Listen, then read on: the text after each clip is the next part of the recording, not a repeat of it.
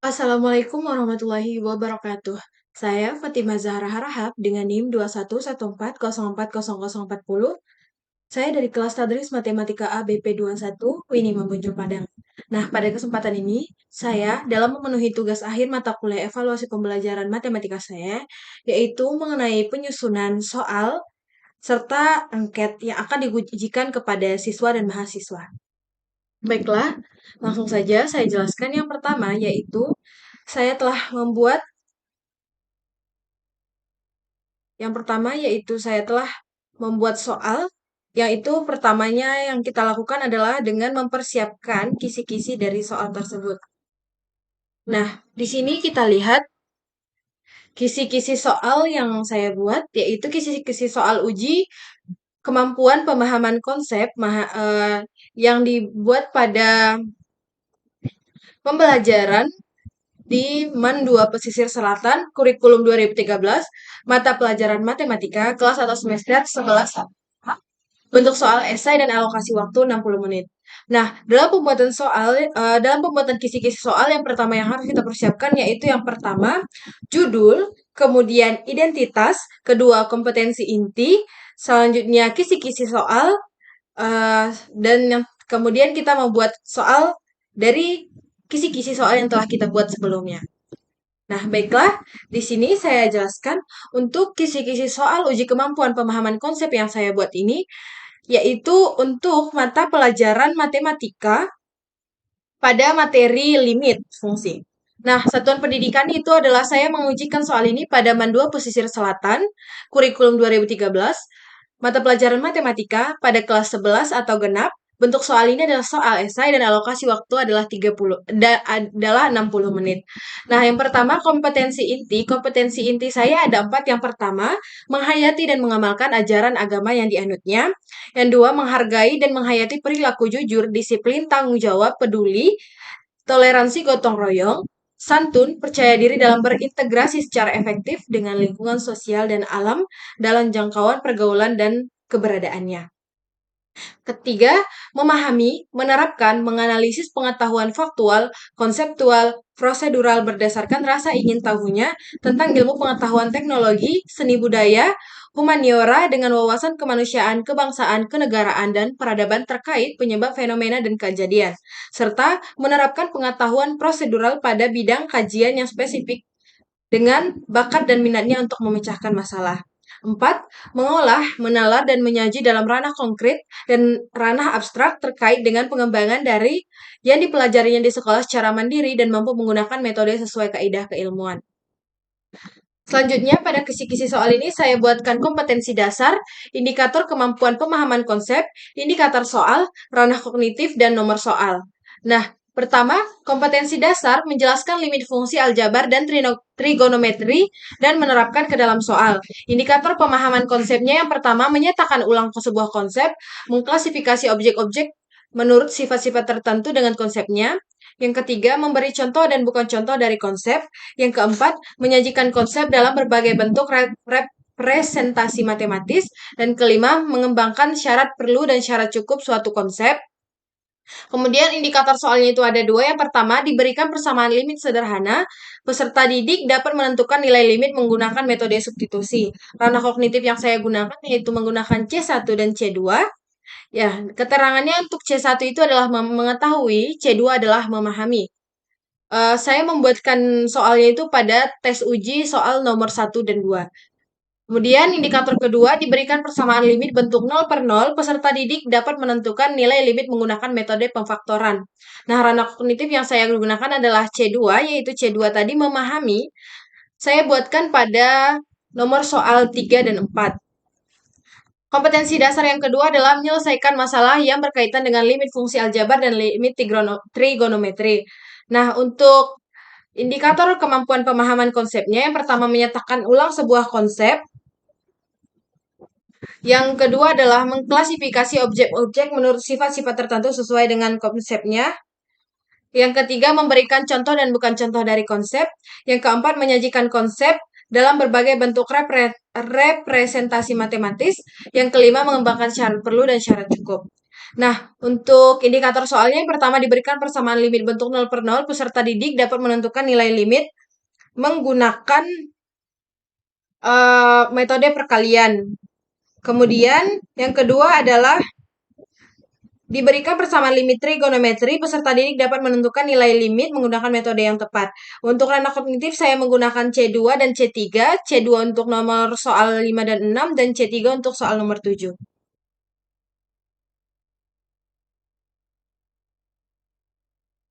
Baiklah, selanjutnya tadi keterangannya itu untuk C1 mengetahui, C2 memahami, dan C3 menerapkan. Nah, ini bentuk soal yang telah saya buat, tes uji kemampuan pemahaman konsep, sekolah Mandua Pesisir Selatan, mata pelajaran matematika, materi pokok limit fungsi, kelas atau semester 11 atau genap, bentuk soal, esai, alokasi waktu 60 menit. Nah, petunjuk, 1. Berdoalah sebelum mengerjakan soal, 2. Jawablah soal yang dianggap mudah terlebih dahulu, 3. Selesaikan soal berikut dengan percaya diri, teliti, jujur, dan sungguh. Dan keempat adalah periksa kembali jawaban Ananda sebelum diserahkan kepada peserta didik. Nah, yang diberikan lembar soal kepada peserta didik untuk melakukan uji soal ini adalah lembaran yang ini, lembar ketiga dari file yang telah saya buatkan. Nah, untuk soalnya ada 7 soal berdasarkan kisi-kisi yang telah saya buat tadi. Yang nomor 1, tentukan hasil dari limit X menuju 5 dari X kuadrat dikurang 7 sama dengan. Begitupun seterusnya sebanyak 7 soal. Di mana soal nomor 1 dan 2 menggunakan C1 dan C2, kemudian 3, 4 juga C1, C2, dan 5, 6 adalah menggunakan C2, dan soal nomor 7 ini menggunakan C3, merupakan salah satu soal yang lumayan sulit dikerjakan. Kemudian selamat mengerjakan. Nah, untuk lembaran soal ini akan diberikan kepada peserta didik untuk diselesaikan. Nah, sebelum saya melakukan pengujian soal ke Mandua Pesisir Selatan, saya telah melakukan validasi soal tes kepada 3 tokoh pendidikan matematika. Yang pertama yaitu seorang guru di bimbingan belajar Gema Andalas, yaitu Yulia Fitri SPD. Kemudian yaitu alumni dari Tadris Matematika, Pance Saputra SPD. Dan yang ketiga adalah seorang guru di tempat mengajar Mandua Pesisir Selatan ini. Baiklah, kemudian setelah saya melakukan membuat soal ini, sebelum diujikan lagi, saya membuatkan kunci jawaban dan dari tes uji kemampuan pemahaman konsep ini. Nah, di sini, karena tadi berdasarkan ranah kognitif C1, C2, dan C3-nya, saya memberikan penilaian itu berdasarkan dengan ranah kognitif tersebut.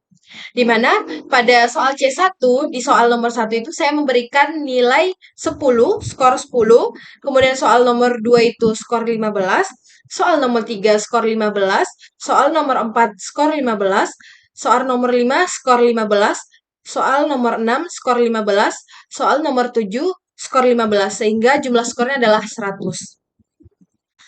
Baiklah, mungkin itu saja yang saya jelaskan mengenai tata cara awal ketika pembuatan dari soal ini.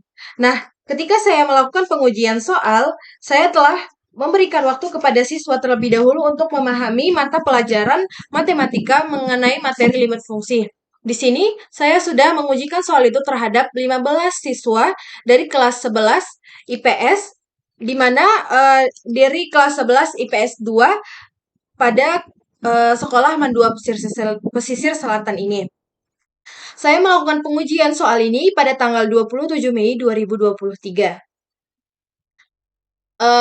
Saat melakukan pengujian soal, saya tidak didampingi oleh guru pembimbing dari sekolah sana, dikarenakan guru tersebut memberikan saya kesempatan untuk mengajar dan menguji soal kepada siswa secara langsung.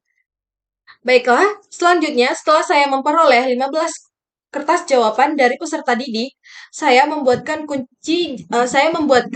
rubrik penskoran untuk mengetahui validitas soal, reliabilitas soal, indeks kesukaan soal, dan daya pembeda soal. Nah, untuk rubrik penskoran ini, saya membuatkan 3 indikator. Yang pertama, menyatakan ulang sebuah konsep. Yang kedua, mengklasifikasi objek menurut sifat-sifat tertentu sesuai dengan konsepnya. Yang ketiga, menyajikan konsep dalam berbagai bentuk representasi matematika. Nah, untuk pengujian empat aspek yang akan saya buat tadi itu, saya membuat skor berdasarkan dengan uraiannya. Nah, untuk soal nomor 1 dan 2 itu uraiannya Nah, di sini kemampuan pemahaman konsep matematis itu saya memberikan menggunakan tiga indikator. Yang pertama menyatakan ulang sebuah konsep, yang kedua mengklasifikasi objek menurut sifat-sifat tertentu sesuai dengan konsepnya, dan yang ketiga menyajikan konsep dalam berbagai bentuk representasi matematika. Nah, untuk soal nomor 1, 2 saya menggunakan indikator pertama, soal nomor 3, 4 menggunakan indikator yang kedua, soal nomor 5, 6, 7 menggunakan indikator ketiga. Nah, untuk skor dan uraiannya itu, apabila siswa tidak memberikan jawaban atau jawaban kosong, maka skornya 0. Menyatakan ulang konsep tanpa menyelesaikan, skornya 1. Memberikan jawaban namun salah, skornya 2. Memberikan jawaban yang kurang tepat, skornya 3. Dan dapat menyatakan ulang sebuah konsep dengan tepat. Siswa menjawab dengan tepat disertai dengan penjelasan yang tepat, maka skornya adalah 4. Nah, berdasarkan rubrik peskoran ini, kita bisa melihat kemampuan siswa itu untuk menguji validitas, reliabilitas, indeks kesukaran soal, dan daya pembeda soal. Baiklah, langsung saja setelah saya melakukan pengujian dan penilaian terhadap hasil jawaban peserta didik ini, saya memperoleh yang pertama itu selanjutnya adalah hasil uji validitas, reliabilitas, indeks kesukaran, dan daya pembeda dari uji soal kemampuan pemahaman konsep kelas 11. Nah, di sini setelah saya menggunakan untuk menghitungnya itu saya menggunakan aplikasi SPSS karena akan mempermudah kita untuk memperoleh apa yang kita inginkan, apa yang kita butuhkan, yaitu validitas, reliabilitas, indeks kesukaran, dan daya pembeda. Nah, di sini untuk uji validitas soal, setelah kita menggunakan SPSS akan keluar kolom yang pertama correlation. Pada kolom correlation ini ada keterangan correlation is significant at the 0,05 level dan bintang 2 untuk 0,01 level. Nah, maksudnya itu adalah kita lihat di sini. Nah, untuk melihatnya, untuk kesimpulan dari hasil dari uji validitas soal ini, saya buatkan pada kolom kesimpulan ini untuk mempermudah kita. Nah, setelah kita peroleh tadi ini yang ditandai dengan warna-warna biru muda ini, yang ditandai dengan warna biru muda ini adalah RXY, yaitu R hitungnya, kemudian R tabel ini diperoleh dari 5% H dari soal, yaitu diperoleh 0,35. Selanjutnya, ketika saya sudah memperolehnya ini, kita buat kesimpulan. Nah, di sini pada item nomor 1 itu RXY-nya 1, R tabelnya 0,35, sehingga apabila jika R hitung lebih besar dari R tabel, maka dinyatakan bahwa soal itu valid. Sehingga untuk soal nomor 1 ini adalah valid. Nomor 2, R hitungnya ini lebih besar dari R tabel, sehingga soal valid.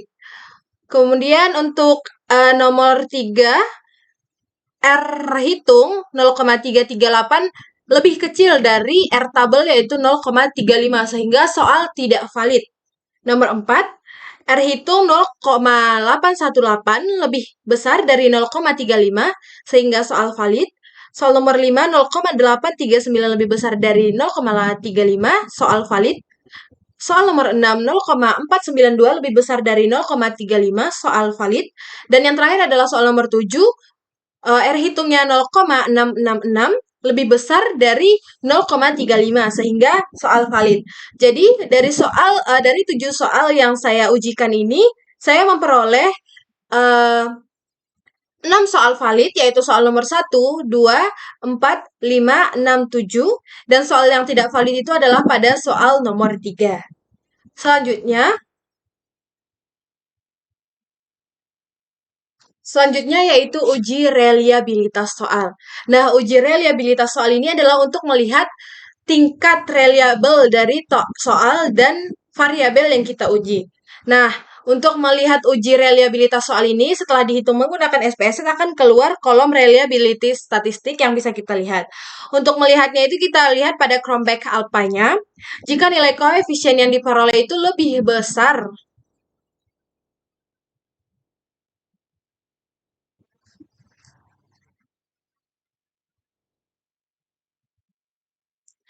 Baiklah, untuk uji reliabilitas soalnya itu kita lihat Nah, untuk melihatnya itu kita lihat dari Cronbach alpha-nya. Jika koefisien yang diperoleh lebih besar dari 0,60, maka tingkat reliabilitasnya tinggi. Dan jika berada pada di bawah 0,40, maka reliabilitasnya rendah. Berada di antara 0,6 sampai 0,4, maka tingkat reliabilitasnya itu menengah. Jadi, nah di sini kita lihatkan untuk Cronbach alpha yang saya peroleh itu adalah 0,489, di mana lebih kecil dari 0,60. Maka tingkat reliabilitas soal ini adalah menengah sampai rendah, yaitu pada tingkatan menengah. Sehingga disimpulkan dari tabel ini bahwa tingkat reliabilitas soal uji adalah 0,489, yaitu reliabilitas menengah atau sedang. Selanjutnya, selanjutnya adalah daya pembeda soal. Nah, untuk daya pembeda soal ini juga menggunakan SPSS, sehingga di sini kita lihat. Untuk melihat daya pembeda soalnya itu dari tabel Cache Processing Summary, di sini untuk melihat berapa persen, apakah seluruhnya normal, valid. Nah, di sini berarti yang mengerjakan soal 15 atau 100%, seluruh peserta itu mengerjakan soal dan 7 soal itu dikerjakan juga oleh peserta namun dengan penilaian masing-masing. Di sini min soal 1 itu 4, soal 2 3,07, soal 3 2,33, soal 4 1,93, soal 5 2,53, soal 6 2,40, soal 7 adalah 1. Nah, di sini saya buat kesimpulan berdasarkan keterangan apabila nilai corrected item total correlation lebih kecil dari 0,20, maka buruk. Daya pembeda berada di antara 0,20 sampai 0,29 adalah dapat diterima dengan revisi.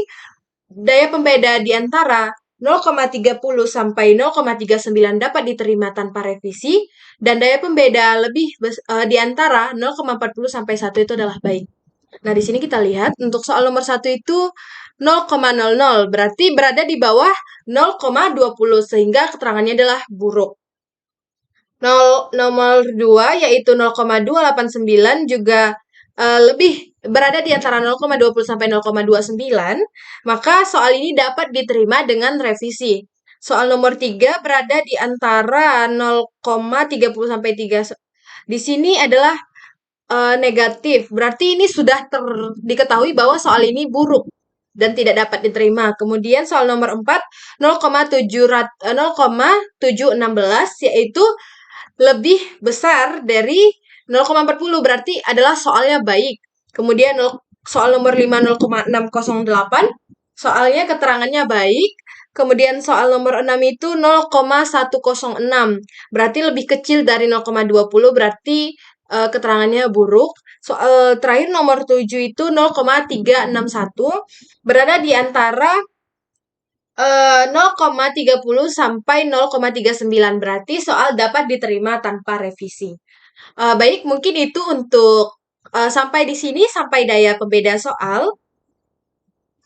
Selanjutnya, setelah kita mengetahui daya pembeda soal ini berdasarkan tabel item total statistik, selanjutnya adalah untuk indeks kesukaran.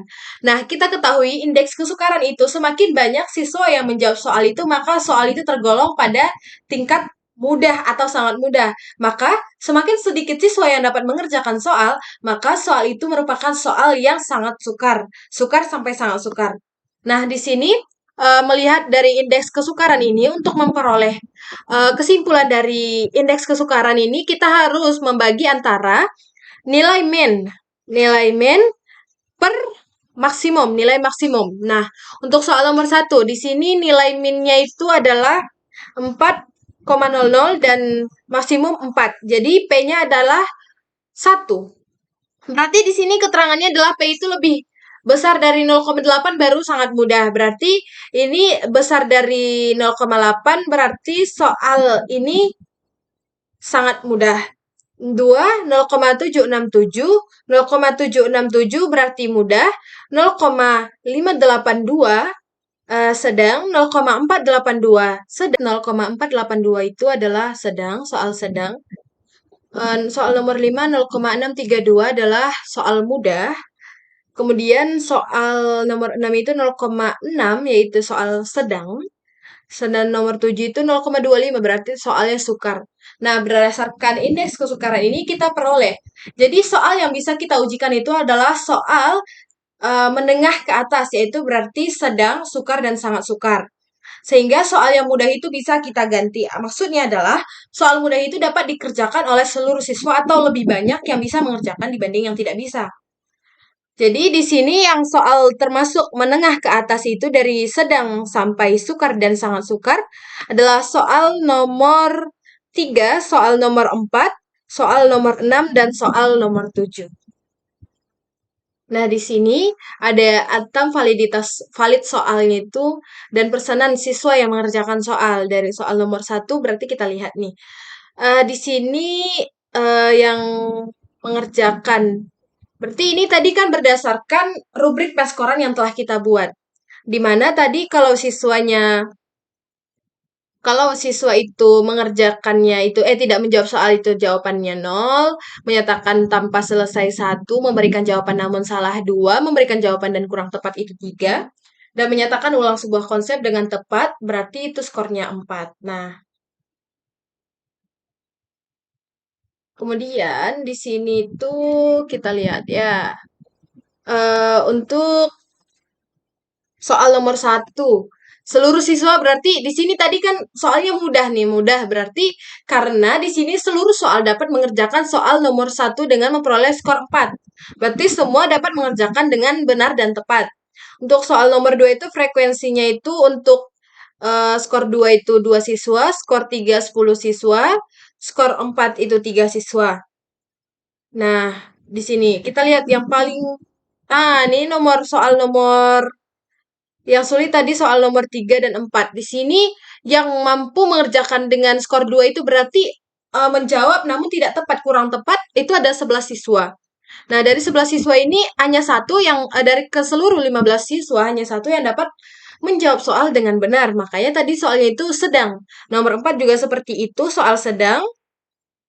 Kemudian nomor 5 ini tadi termasuk soal tadi. Soal nomor 5 itu soal mudah ya. Soal mudah berarti tidak bisa kita ujikan lagi.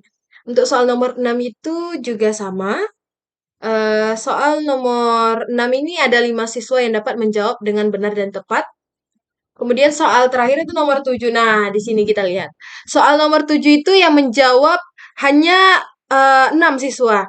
Dari skor 1 berarti dia hanya mampu menjawab namun jawabannya salah itu ada 2 siswa.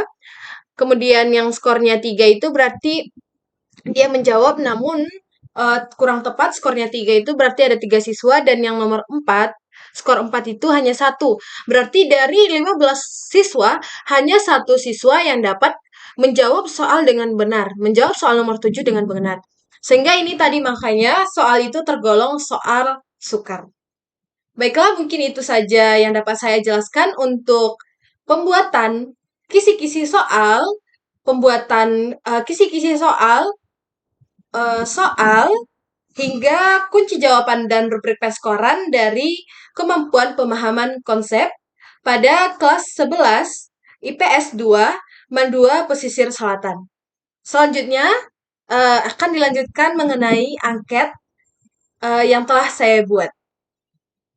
2114040040 dari kelas 1 Matematika ABP 21. Nah, selanjutnya di sini saya akan menjelaskan mengenai angket. Untuk materi kali ini saya mengambil kemampuan self-evaluasi, yaitu uh, kepercayaan diri untuk menuntaskan atau menyelesaikan sesuai dengan kemampuan yang ia miliki. Nah, untuk hal pertama yang saya lakukan itu adalah membuat kisi-kisi angket self-evaluasi. Nah, dalam pembuatan angket itu tentunya kita harus memperhatikan untuk ada pernyataan negatif dan pernyataan positif. Untuk pernyataan negatif dan positif itu tidak boleh lebih banyak pernyataan negatif dibanding pernyataan positif. Sehingga kita harus menyeimbangkan antara keduanya atau lebih banyak item positifnya. Baiklah, di sini saya menggunakan angket self-evaluasi dengan dimensi ada 3. Yang pertama adalah level atau magnitude of self-evaluasi. Kedua adalah strength of self-evaluasi. Kemudian yang ketiga itu adalah generali- generality of self-efficacy. Nah, untuk dimensi yang pertama itu efikasi diri dari tingkat kesulitan tugas. Indikatornya adalah kepercayaan melakukan atau menuntaskan tugas atau permasalahan sesuai. Untuk deskriptornya, yang pertama, siswa mempunyai rasa optimis agar mampu menyelesaikan tugas maupun soal pemecahan masalah matematika. Nah, di sini untuk nomor item itu saya buat item positif pada pernyataan nomor 5 dan nomor 9. Kemudian yang kedua, deskriptor kedua itu di siswa merasa yakin dan sanggup dalam menyelesaikan tugas maupun soal pemecahan masalah matematika. Saya buat pada positifnya juga, yaitu pada item nomor 8, 12, dan 15. Kemudian ketiga, deskriptor ketiganya itu siswa itu memiliki minat untuk menyelesaikan tugas maupun soal pemecahan masalah matematika. Saya membuat dia itu adalah negatif pada pernyataan nomor 3. Begitu juga dengan pernyataan nomor 2. Kuatnya kepercayaan atau kemantapan hati siswa saat membuat tugas atau soal maupun ujian matematika dan kemantapan hati pada mata pelajaran matematika. Deskriptornya juga ada 3. Di sini siswa memiliki rasa yakin mengenai kemampuan yang ada dalam dirinya untuk dapat menyelesaikan masalah matematika. Saya buat 2 item positif dan negatif. Kemudian, deskriptor siswa mempunyai komitmen dalam menyelesaikan tugas maupun soal pemecahan masalah matematika. Saya buatkan item positif. Dan deskriptor ketiga itu siswa memiliki keuletan dan sikap pantang menyerah dalam menghadapi masalah matematika. Saya membuat 1 pernyataan positif dan 1 pernyataan negatif. Selanjutnya itu untuk dimensi ketiga, generality of self-efficacy atau efikasi diri dari generalitas atau luasnya bidang tugas. Indikator indikatornya itu yang pertama kepercayaan siswa tentang keluasan bidang topik serta tugas matematika. Untuk deskriptornya juga ada 3. Yang pertama, siswa mempunyai keyakinan menyelesaikan permasalahan tidak terbatas pada kondisi atau situasi tertentu saja. Pernyataan ini saya buat 1 pernyataan positif dan 3 pernyataan negatif. Kemudian siswa memiliki sikap positif dalam menyikapi soal pemecahan masalah matematika. Ada 2 pernyataan positif dan 1 pernyataan negatif. Siswa menggunakan pengalaman belajar untuk dapat menyelesaikan soal pemecahan masalah matematika, yaitu saya buatkan pada pernyataan positif. Sehingga seluruh total pernyataan dari angket yang saya buat itu adalah 20 pernyataan. Nah, selanjutnya dalam pembuatan angket, kita akan membuat angket itu berdasarkan lupa ditekan lagi. Baiklah, saya lanjutkan di sini ketika kita membuat angket itu. Dia angket yang pertama kita membuat judul angket, kedua membuat identitas, ketiga petunjuk pengisian, dan selanjutnya adalah keterangan. Nah, di sini untuk angket self-efficacy sebagai judul, kemudian identitasnya itu ada nama, jurusan, semester, dan jenis kelamin. Untuk petunjuk pengisian, tulislah identitas Anda dengan jelas. 2, bacalah pernyataan dengan seksama, jawaban tidak ada benar atau salah, maka pilihlah sesuai dengan kondisi Anda sebenarnya. Ketiga, jawablah pada tempat yang sudah tersedia dengan memberikan tanda centang.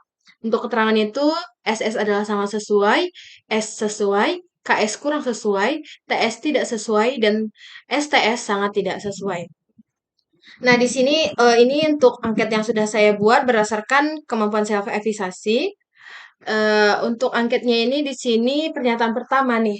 Saya yakin bisa menyelesaikan tugas sebanyak apapun yang diberikan pendidik. Nah, di sini pilihan dari responden itu ada 5, sangat sesuai, sesuai, kurang sesuai, tidak sesuai, dan sangat tidak sesuai.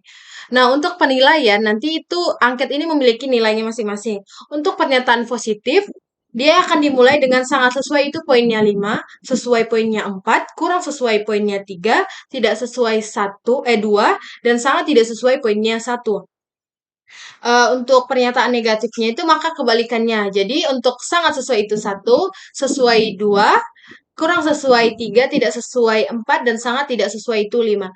Nah, jadi kita sebagai pembuat angket ini, ketika kita membuatnya itu maka kita sudah membuat persiapan untuk penilaian dari angket.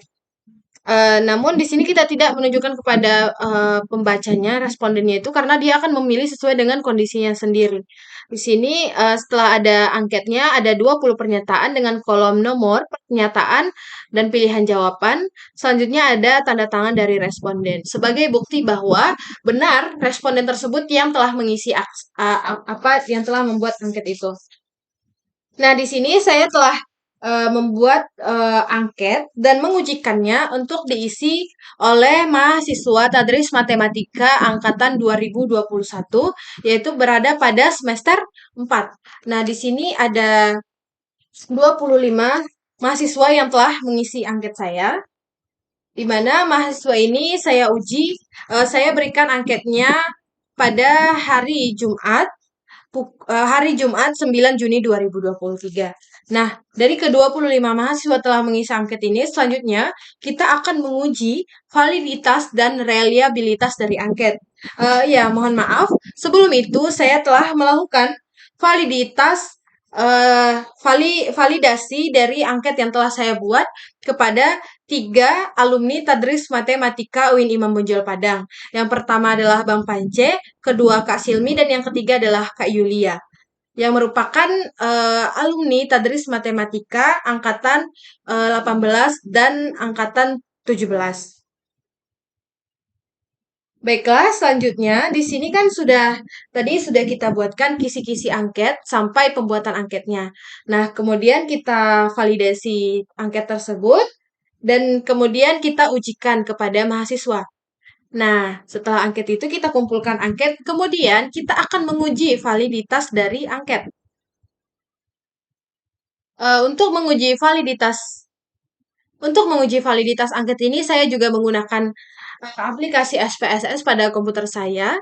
Di sini setelah kita melakukan uji validitas dan reliabilitas itu akan ada tata cara yang bisa teman-teman lihat di YouTube. Nah, kita nanti bisa untuk menyelesaikan uji validitas dan reliabilitas angket validitas dan reliabilitas saya menggunakan aplikasi SPSS. Nah, sama dengan yang sebelumnya itu pada uji soal, di sini keterangannya correlation atau bintang 2 itu untuk 0,01 level, bintang 1 untuk 0,05 level. Nah, di sini kita lihat. Nah, berarti ini valid. Pernyataannya itu yang bintang 2 itu valid, valid, valid sampai seluruh ada 20 pernyataan. Nah, kita lihat. Untuk kriteria validitas pada pernyataan angket itu, dengan nilai signifikan atau p-value-nya itu, apabila nilai signifikan lebih kecil dari 0,05 disimpulkan bahwa pernyataan valid, dan nilai signifikasi lebih besar dari 0,05 disimpulkan bahwa pernyataan tidak valid. Kita lihat untuk contohnya pada pernyataan 1, kita lihat di sini adalah 0,650. Berarti nah 0,650.